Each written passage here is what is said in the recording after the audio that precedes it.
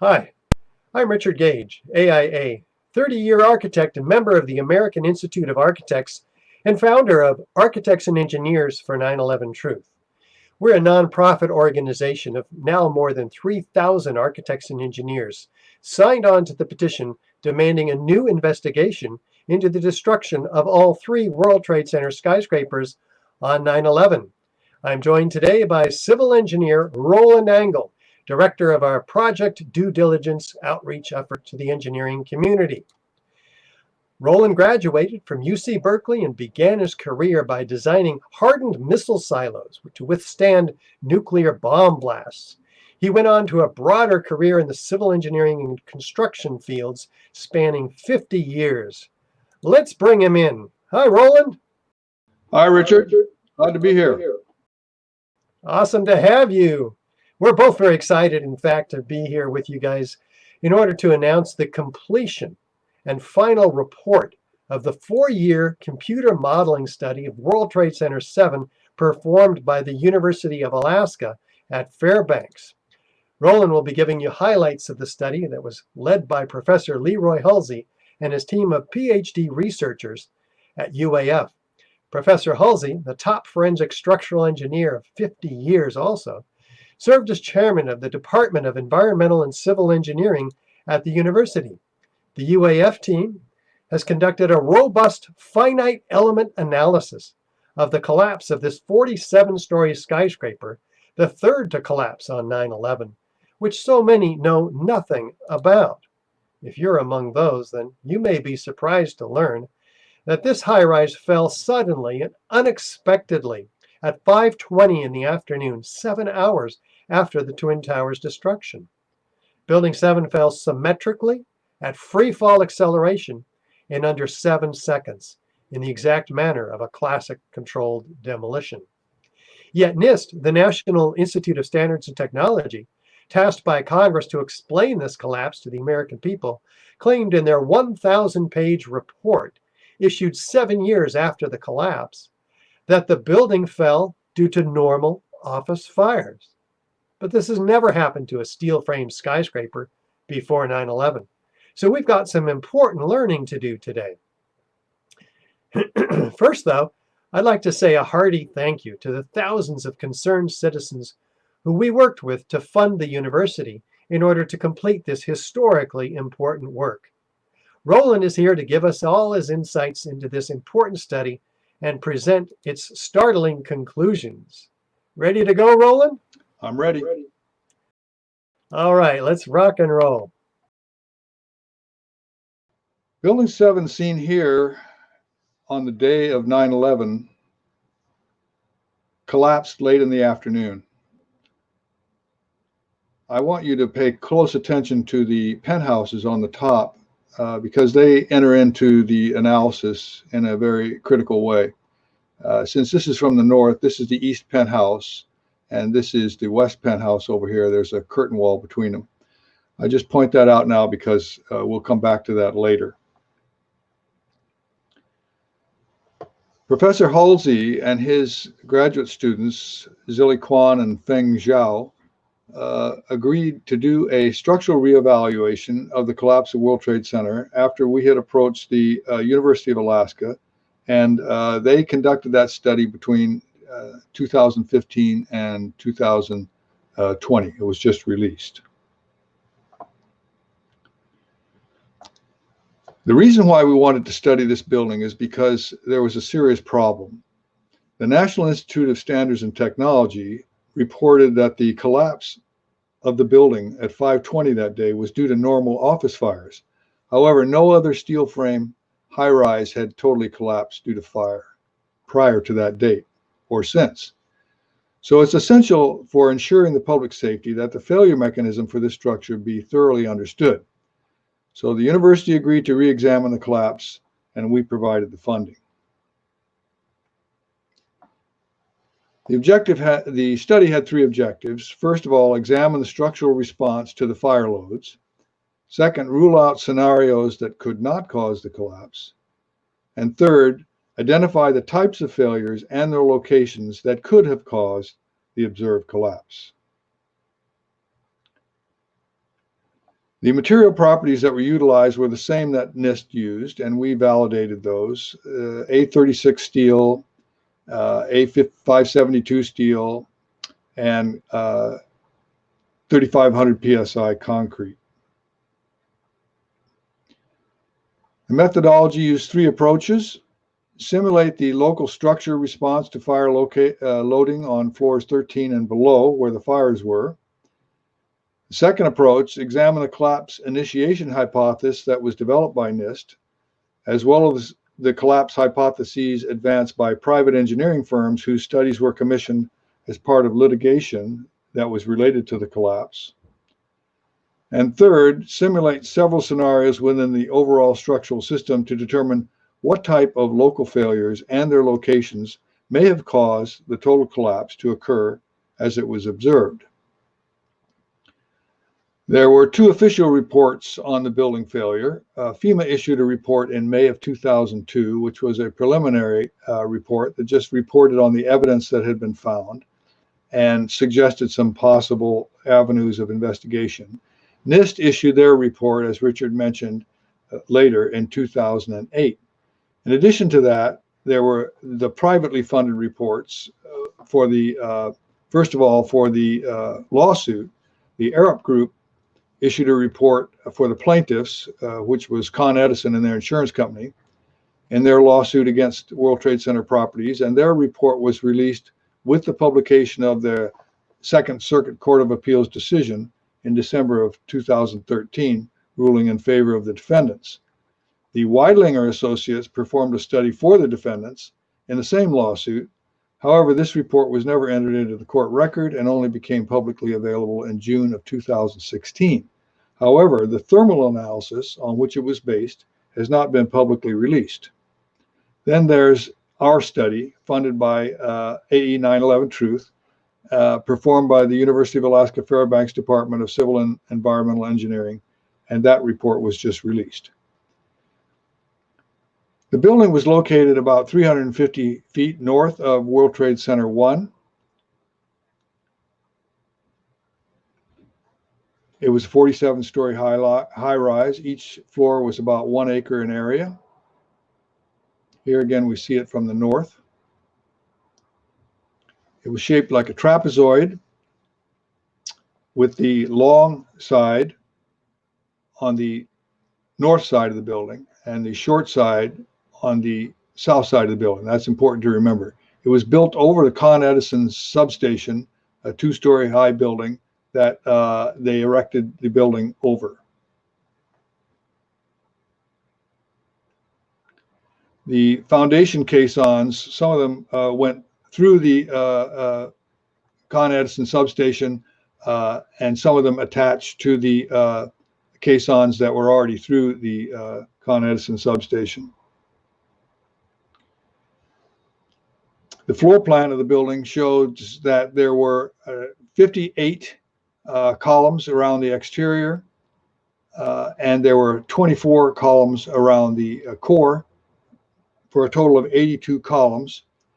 The columns that we're interested in are over here on the east side of the building, east side of the core, particularly column 79, 80, and 81. And the girders that frame into column 79 of particular interest. There's one coming in from the north, going out to column 44, one running to the west, running to column 76, and one running to the south, running to column 80. And there's 5 beams that frame into that girder coming in from the east. This is what it looks like. There's the girder, which they delineate as girder A2001, and these are the beams framing into it from the east. During construction, we can see the arrangement of the columns here, the perimeter columns, the girders that connect the perimeter columns, the framing between the perimeter girders, perimeter columns. The core columns are here, and they surround the area of the elevators and the stairwells. The core columns and the perimeter columns are connected by a steel deck with concrete covering. 7 hours after the Twin Towers came down, the building, which wasn't hit by a plane, collapsed and turned into a 5-story pile of rubble in about 7 seconds. Notice again, this is from the south, so here's the east penthouse, the west penthouse. Now, in these series of videos, these videos were started after the west penthouse had fallen through the roof of the building. You see, when this video starts, the penthouse is already gone. So that's true in all the videos that we're going to watch here. So we'll see a longer video later that shows the entire process. But this shows the building coming down. For the third time today, it's reminiscent of those pictures we've all seen too much on television before, when a building was deliberately destroyed by well-placed dynamite to knock it down. Did they actually use the word brought down, and who was it that was telling you this? The fire department, and they did use the word, we're going to have to bring it down. We heard this sound that sounded like a clap of thunder. It looked like there was a shock wave ripping through the building, and the windows all busted out. About a second later, the bottom floor caves out. The building followed after that, and we saw the building crash down all the way to the ground. And I turned in time to see what looked like a skyscraper implosion. Looked like it had been done by a demolition crew. The whole thing just collapsing down on itself. It was almost as if it were a planned implosion. It just pancaked.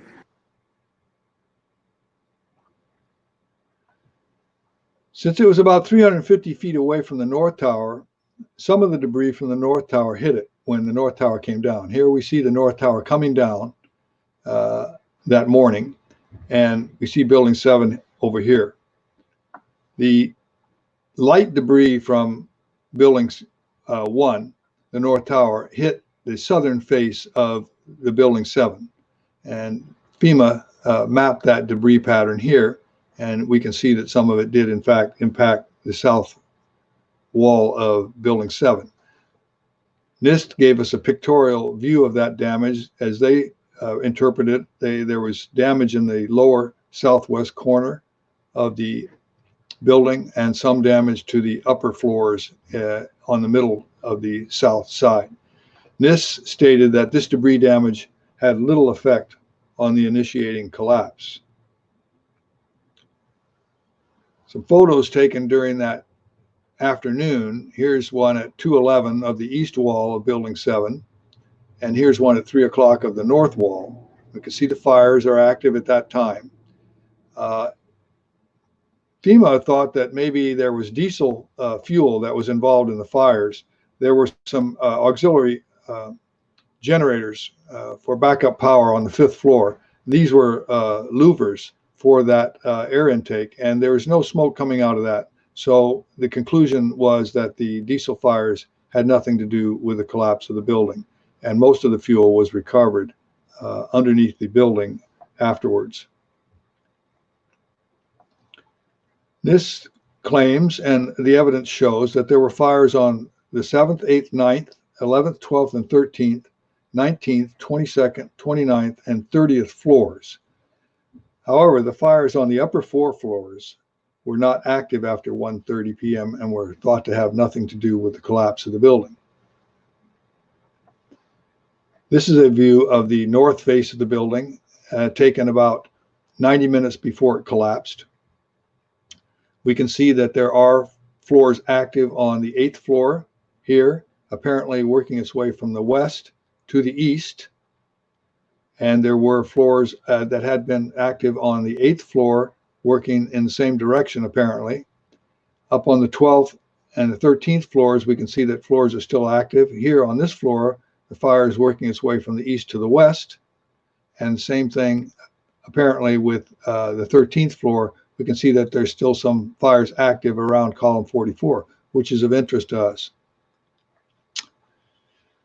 So it's important to remember as far as office fires goes that they depend upon office furnishings for their fuel, and they burn out areas in roughly 20 to 30 minutes because they run out of fuel. So they have to move. And we see that that's what's happening here.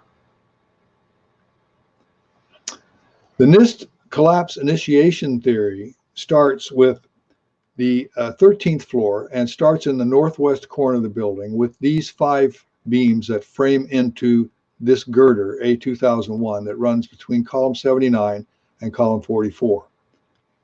And they say that the thermal effects on those beams cause them to expand and contract later, and that either pushed or pulled this girder off of its seat and caused it to collapse.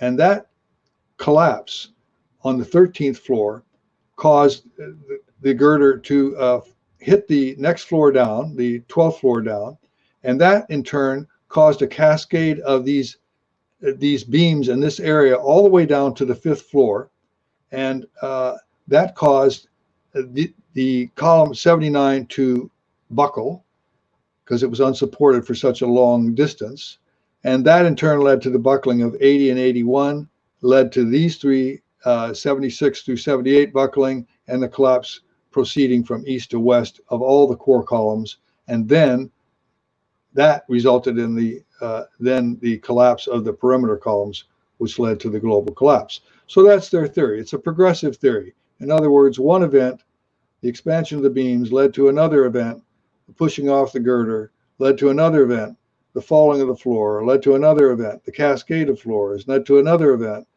the buckling of column 79, and then the buckling of adjacent columns, and then the buckling of all the perimeter columns.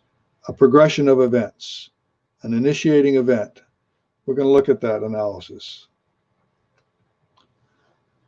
Their report said that the initial event was the girder A2001 being pushed off of its seat at column 79. This is the drawing of column 79 and shows the beam, the girder seat, which was supported by a plate that was welded to column 79, being attached to the column. They said that that seat was 11.5 inches wide, only 11 inches wide. However, the bill of materials and later investigation showed it was 12 inches wide, which is a somewhat important fact considering that they're saying the girder was pushed off of that seat. So that's why that's important. Professor Halsey and his team titled their report A Structural Reevaluation of the Collapse of World Trade Center 7. They used finite element models to recreate the structure so that they could test it under fire loads. This is their ABAQUS model of the 12th and 13th floor.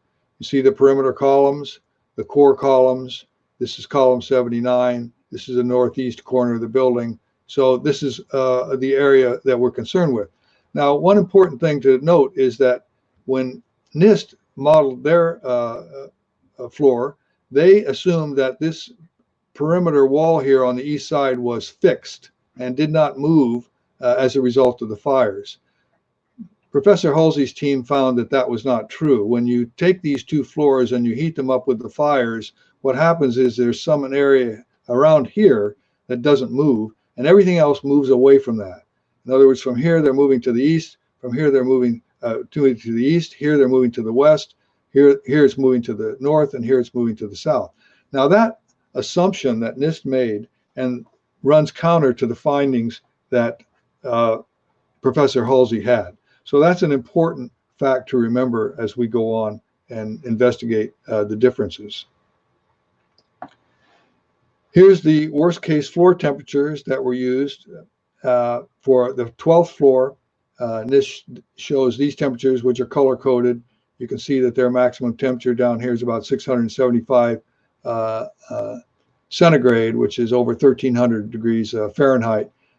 Then this is the floor framing underneath that concrete pad, and same thing for the 13th floor here. You can see that in both cases, the maximum temperature that NIST found was in the area of the eastern part of the building. So in approach 1, the UAF team looked at the structural response to the fire loading. The displacement of the 13th floor in the east-west direction is shown here. So the purple is the greatest displacement. And we see that that occurred on the east end of the building. So in other words, the UAF team found that this wall moved about 5 inches or more to the east. That's in contrast to NIST. Now, remember, they said that that whole perimeter wall remained fixed. When we look at the north-south direction, we see that the maximum north direction was about 3.5 inches in the UAF model, and that occurred up here in the northeast corner of the building. They used 2 different finite element models to mimic the behavior of the building. The SAP 2000 analysis showed that the X displacement, the X direction, that is in the east-west direction of the floor at column 79 was almost 2 inches, about 1.9 inches. And in the north-south direction, it was about 3/4 of an inch to the north. So in other words, they're saying that the floor displacement at the column 79 was about 2 inches to the east and about 3/4 of an inch to the north. Now, they also found that the westward displacement of the girder relative to column 79 was found to be less than 1 inch, which differs substantially from the 6 1/4 inches of westward movement found by NIST. All right, so that is largely due to the boundary conditions that NIST imposed, claiming that the east wall was fixed. The ABAQUS analysis, which was used to check the SAP 2000 analysis, and so that we could compare and see if we're getting consistent results, showed that the X direction of the floor direction was 1.85 inches, and in the north direction was 0.94 directions. And that's very close to what the SAP 2000 results were. And it found that the westward displacement of the girder relative to column 79 was 3.68 inches with no shear studs on the girders or the beams, 2.18 inches with shear studs on the beams only, and less than 1 inch with the shear studs on the beams and the girder, which was the actual condition. The reason why those other modalities were examined was because there were some claims by NIST and the other examiners that as to whether or not there were shear studs on the beams and on the girders, and that made a difference on how the structure reacted. The ABAQUS analysis was checked against the NIST boundary conditions with no spatial restrictions, and found that the westward displacement of the girder relative to column 79 was 5.11 inches. So this was an attempt to replicate NIST's findings. But we found it was a full inch less than the 6.25 inches of westward relative displacement that NIST reported, and nearly an inch less than the 6 inches westward displacement, which would have been required to push the web of A2001 past its 12-inch seat at the column. So we were unable to replicate NIST results, probably due to the difference in input values and assumptions. Second approach was to evaluate NIST's collapse initiation policy hypothesis. So here we see the ABAQUS analysis, column 79, column A2001, column 44, the 5 beams, and the 2 girders framing in from the west and from the south. Looking at column 79, we see that it had 2-inch thick side plates that were welded to the column at the 13th floor, and they protruded past the corners of the column by 1.8 inches on each corner. The ABAQUS analysis of UAF showed that with the beams heated to 600 degrees Celsius, and the beam heated to 500 degrees Celsius, The beam would push the girder to the west, but the girder would elongate and be trapped behind the side plates. Somehow, NIST doesn't take those side plates into account. Although they showed them on some of their drawings, they don't explain how it got past the side plates. So that's the first problem. Second problem is that the girder, as shown in the NIST report, looks like this. Here's the web, here's the bottom flange, it's attached with some clips, and here's the seat underneath it supported by its plate. The problem with that drawing and that replication is that there was a 3/4 inch thick stiffener plate welded to both sides of the web, and you can see that here, welded all the way around to the web and to the flange, the bottom flange. Well, that's going to make a big difference on how that girder is going to behave when it's pushed to the west, because the NIST analysis depends upon this flange folding up due to lack of stiffness when the web moves past the corner of the seat. However, putting those stiffeners in there makes a huge difference in the strength of that bottom flange, so the curling up wouldn't occur. We know that the stiffener was there because there are photographs taken during construction showing the stiffener welded to the girder. Here's a graphical representation: the girder, the column, the stiffener plates, the beam framing into the girder, the girder seat, and the plate that's welded to the column. The NIST analysis left the stiffeners off. So here we see their analysis: the beam, the girder, the column, and here we're looking at it with the column removed, and there's no stiffener plates on the girder. They admitted that they had left the stiffeners off because they said that the web crippling, which they were designed to stop, didn't occur. So they didn't need to include the stiffeners in their models. Now that is an analysis that would not stand up in any engineering class, and I'm sure that that's why they had Michael Newman, a public affairs officer, sign that statement and not an engineer. We see here that in the ABAQUS analysis, with the stiffeners included, even if you took away the side plate on the column, let the beam push the girder so that the web is well past the corner of the seat, that the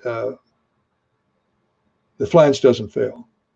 So that's the next problem that they had.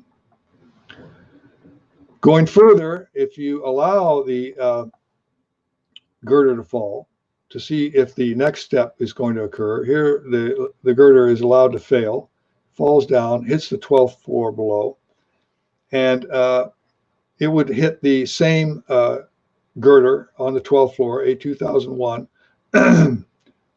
near the column 79 on the 12th floor.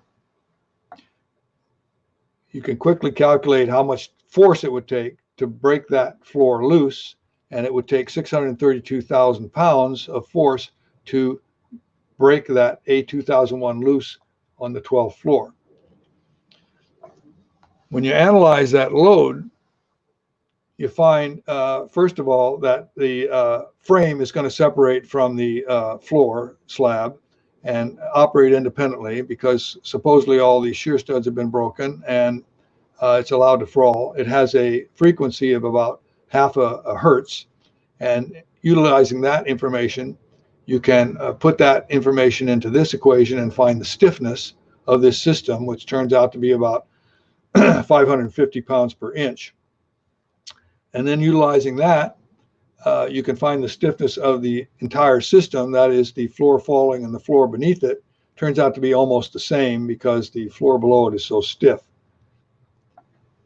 And then you can use the potential energy at impact of about 3.5 million inch-pounds, which was found by the Arup group, and we verified that and put that into an equation and find the deflection of the frame system once it hits the lower floor. It turns out to be about 112 inches. And then using that, you can calculate the impact force, which turns out to be about 62,000 pounds, which is only about 10% of what you would need to break the wells loose at the girder support plate below. So this would indicate that the 12th floor below would not fall and the cascade couldn't happen. Now, it's important to note that the NIST report kind of begged its bets here and said that, well, maybe it wasn't the floor below, that it wasn't the girder below that fell. Maybe the other girders were knocked loose. In other words, the south girder coming into the column or the west girder coming in the column. They even had a scenario where the south girder coming into the column broke loose at the 14th floor, but they don't provide any information to explain how those connections failed. And without an explanation, those scenarios are not credible. So approach 3, the simulation of the global collapse was undertaken, and here we see the actual footage with the east penthouse falling through the roof first. So we're going to watch that sequence now. We'll get to see the whole thing. About 7 seconds before the building comes down, the east penthouse goes through the roof. There. Time goes by. The west wall begins to collapse. Then the west penthouse goes down. Then the building starts to collapse. Okay, so there's a sequence there. This occurs first. There's about 7 seconds between the time that goes through the roof and the time the building starts to fall.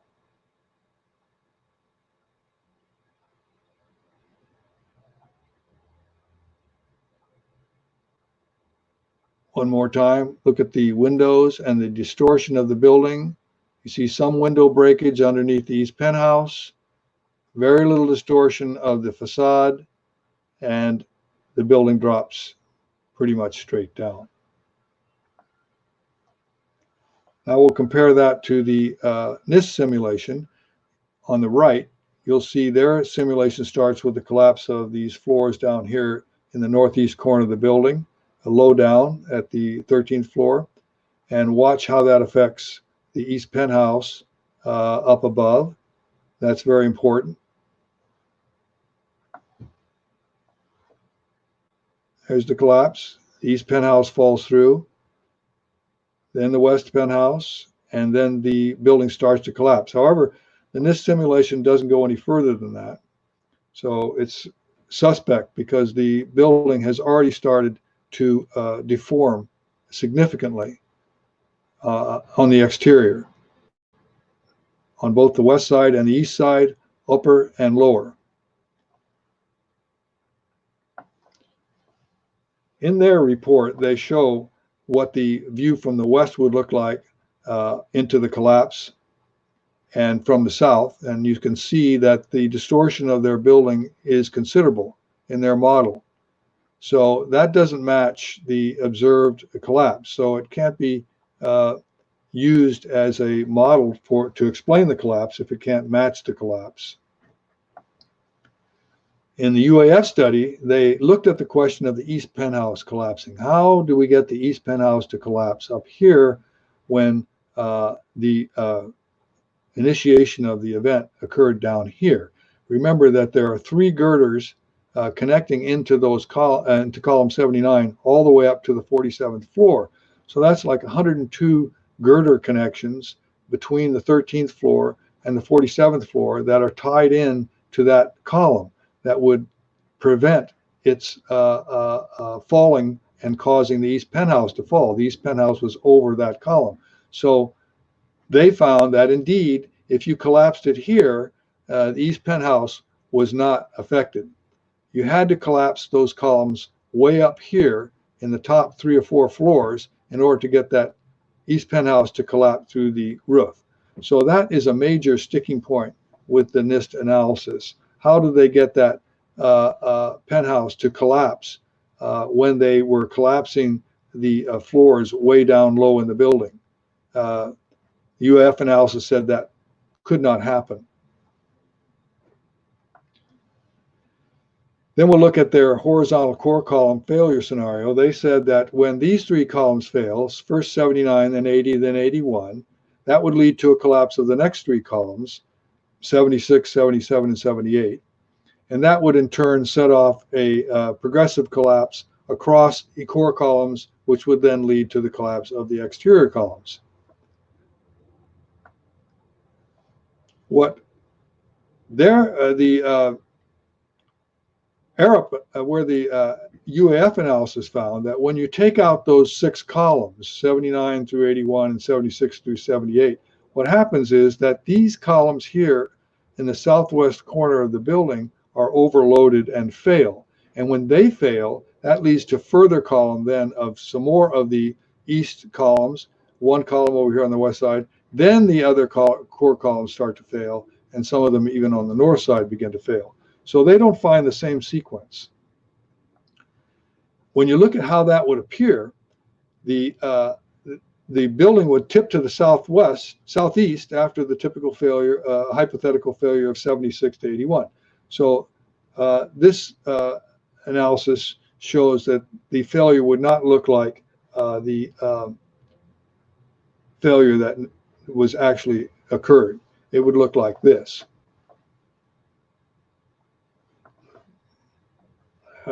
Sorry here.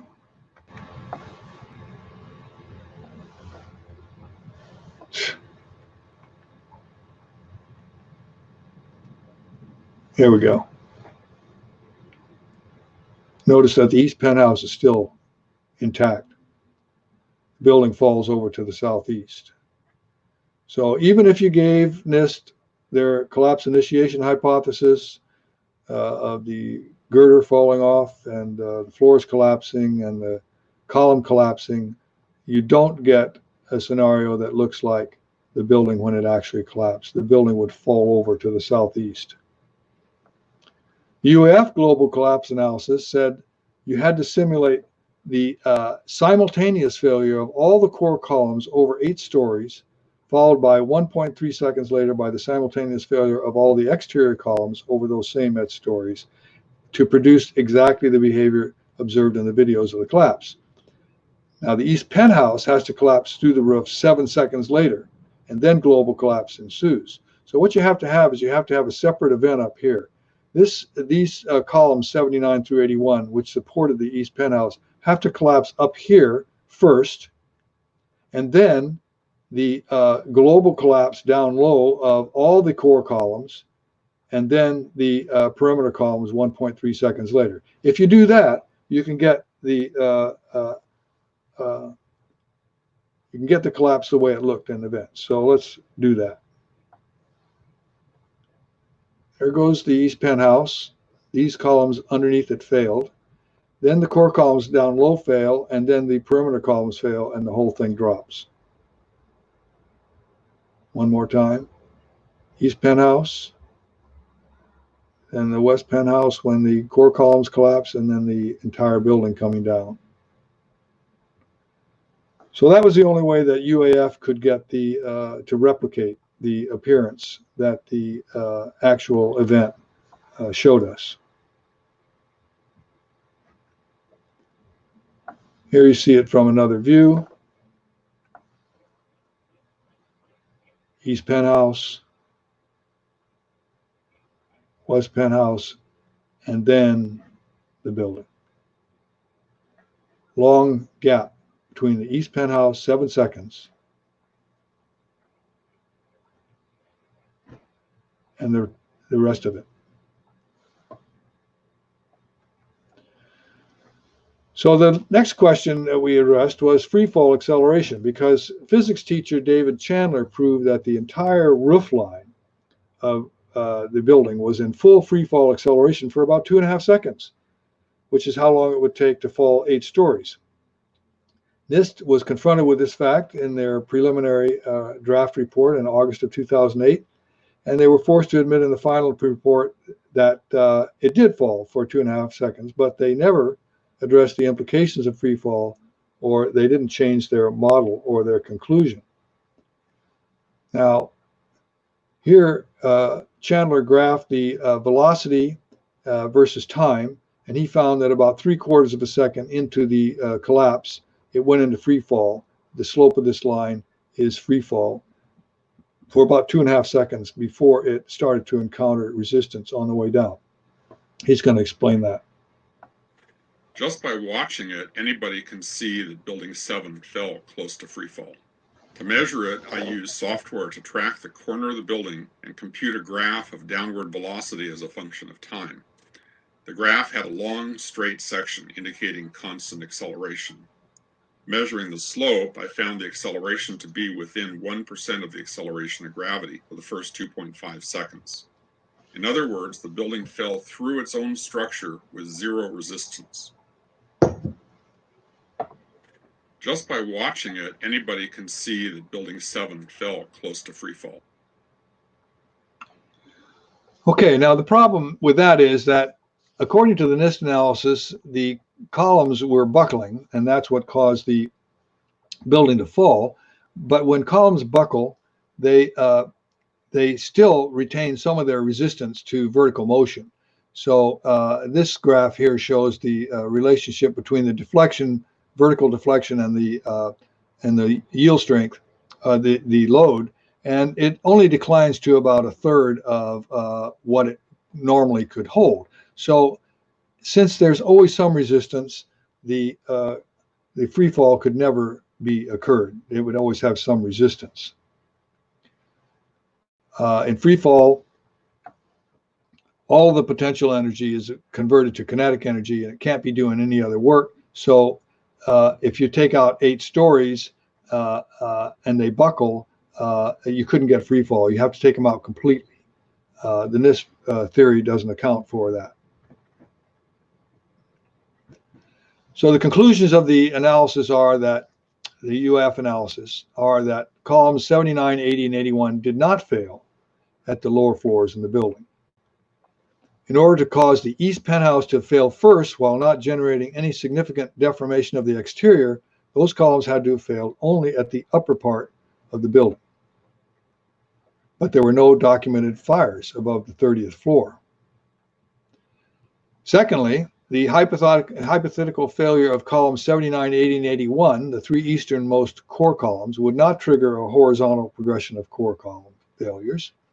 So the hypothesis of NIST, Arup, and Weidlinger that the buckling of column 79 would trigger a progressive collapse of the entire building are invalid.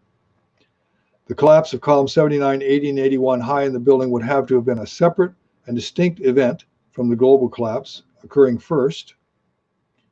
Third, even if we assume the failures of column 79, 80, and 81 could lead to the failure of the next row of core columns, the additional hypothetical failure of those 3 columns would then overload the exterior columns around the southeast corner of the building rather than overloading the next row of core columns to the west, and that would result in the building tipping to the southeast and not in a straight down collapse. Next, the simultaneous failure of all core columns over 8 stories, followed 1.3 seconds later by the simultaneous failure of all exterior columns over the same 8 stories, produces almost exactly the behavior observed in videos of the collapse. The collapse could have started on any of the various floors starting at the 16th floor and below and produced the same behavior. The conclusions are that the collapse of World Trade Center was a global failure, not a progressive failure. It involved near simultaneous failure of all columns in the building over an 8-story span, and not a progressive collapse involving sequential failures of columns throughout the building. Despite simulating a number of hypothetical scenarios, the UAF team was unable to identify any progressive sequence of failures that could have taken place on September 11th and caused a total collapse of the building, let alone the observed straight down collapse with approximately 2.5 seconds of free fall and minimal differential movement of the exterior. Please share this information with your fellow engineers. You can download the report at ine.uaf.edu/WTT7 and sign our petition calling for a new investigation at our website, ae911truth.org. Thank you for your attention today. Wow, Roland, that was a lot of powerful information. Let's digest this for a minute. I mean, I was particularly impressed in this study by the effort that Professor Halsey and his team of PhD researchers finally arrived at, after disproving that this building could have come down by fire. They say, well, how could it have come down?